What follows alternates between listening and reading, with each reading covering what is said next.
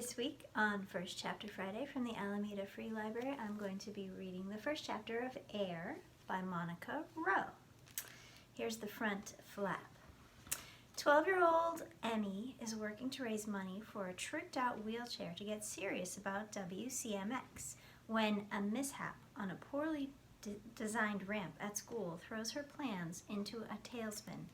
Instead of replacing the ramp, her school provides her with a kind but unwelcome aid, and seeing a golden media opportunity, launches a public fundraiser for her new wheels. Emmy loves her close-knit rural town, but she can't shake the feeling that her goals and her choices suddenly aren't hers anymore. With the help of her best friends, Emmy makes a plan to lift her dreams off the ground and show her community what she wants, what she has to give, and how ready she is to do it on her own terms. Here's the first chapter of Air by Monica Roe, published by Farrar Straus Giroux, New York. Chapter 1. If I can turn the page. It's a brand new book. Oh wow, it's so sticky. No one else has read it before. There it is. Catching air, eating sand. Ale heaves the ramp over the sandy, stubby grass field that lies between her place and ours. "Your dad's gonna kill us, Em," she says cheerfully. "Only if he catches us." I tighten my battered helmet, check my knee and elbow pads, and glance at the ramp. "A little closer, okay?" Ale groans. Her shiny dark braid swings over her shoulder as she shoves the ramp until it's right up against the bottom of the 6-foot-high quarter pipe. It's a kicker, a small movable ramp that bikers and boarders use to launch themselves into the air, which is the plan. Ale flips her braid back and shakes her sore arms. "That good?" "Perfect." I nailed riding down the quarter pipe months ago, but the field's too bumpy for me to get enough speed to hit the kicker from the ground, so I decided to try combining the two. Problem solved, I hope. "Boost, please." "Am you sure about this?" Ale's hesitation is so brief, it's almost invisible. When I give her a look, she laughs. Okay, but promise you won't make me have to explain to your dad how you got stuck headfirst in a round bale." "Deal," I tell her, and Ale helps me and my ride to the top of the quarter pipe. For all his worry now, Dad used to be on this thing every weekend too. Built it himself. 1 part tree stand, 2 parts salvaged plywood, 3 parts other random junk. Skateboards, motocross, he did it all. It's no secret where I got my love of speed. We used to be out here together instead of me having to sneak around. I pull on my padded gloves, bring my front wheels to the edge, and breathe. The view from the top of a drop, even a basic one like this, gets me going every time. Those tadpoles swimming in my chest and the sweat on my palms are the best kind of rush. Now that added jump waiting at the bottom makes my guts fizz like I ate a handful of live bees and chased them with a bottle of Coke. Right, let's do this. Helmet, double check. Mouth guard, check.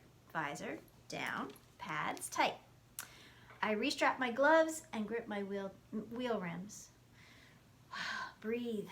Dad won't be home from class for at least an hour. A good daughter wouldn't want her father to worry.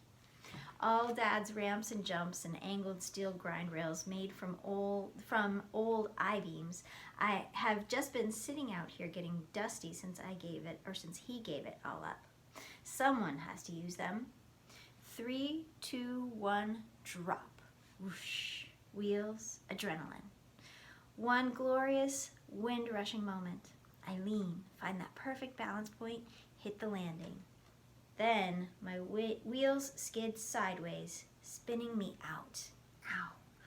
Ale runs over. "You did it," she yells, sort of. "What's my name?" I push up, spitting out a mouthful of the sand that patted my wipeout, and squint at the hand she's waving in my face. Ale rhymes with sail. This is how people who don't know her usually say her nickname. It's actually pronounced Ale. "Ha ha ha," she says. Oh, I've been saying it wrong. "Just kidding," I tell Ale to grab a wheel, and we get me rocked upright. She grins. That was so cool. It totally was, even though I dumped at the end. Now that Dad's so busy fixing cars all day and running to night class 3 times a week and taking in extra work here at his home shop, what he doesn't know won't even worry him. I will stick that landing. Then I feel my left hand rim wobble. Oh, crap. Correction. I'll stick that landing if my raggedy wheelchair doesn't fall apart on me. I spin the wheel a few times, testing the hand rim. Yep, definitely a loose screw and some bent metal. You want to try to fix it? Alay asks. I keep my repair kit right in my top desk drawer, and basic patch jobs are easy enough. I'm tempted. After hitting that air once, I'm totally hungry for more, but Dad won't be that late. Let's call it for today, I decide. Got a few orders backed up anyway. Sidewalks aren't exactly a thing out where we live, but my yard has more square feet of pavement than anywhere this side of the Dollar General parking lot. Alay's family owns a paving company, and my dad swapped them 2 years of free truck maintenance to pour glassy smooth walkways from our house to his shop and a bunch of places in between. One even cuts through the scrubby patch of woods to Alay's place. We hurry up the long ramp to my porch and hurtle inside so fast the Spanish moss wreath Nani made almost falls off the front door. If my grandmother saw me now, she'd make a sour lemon face and predict I'll crash across the living room and through the opposite wall one day. It's a double wide Nani. I giggle under my breath, imagining her right here, not a cardboard box. Nani would drop her dentures if she'd seen my little sand-eating stunt back there, especially if she saw how we got me and my chair up that quarter pipe in the first place. There's a metalwork platform, a set of 2 portable steps with a railing that Dad attached to the back side of the quarter pipe back when we used to ride this ramp together. I can get up it myself, though it goes a lot faster with Alay there to pass up my chair instead of just hauling it up with the cobbled together pulley system I usually use when I'm doing it solo. I've got my system down, although Nani and a whole lot of other folks would still insist I have no business doing it.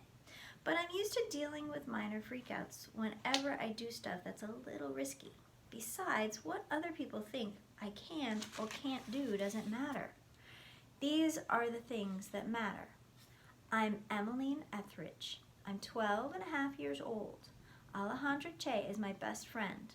I like flamin' hot Cheetos, and I love speed. Great first chapter. Can't wait to read the rest. Find it from the Alameda Free Library, and see you next time on First Chapter Friday.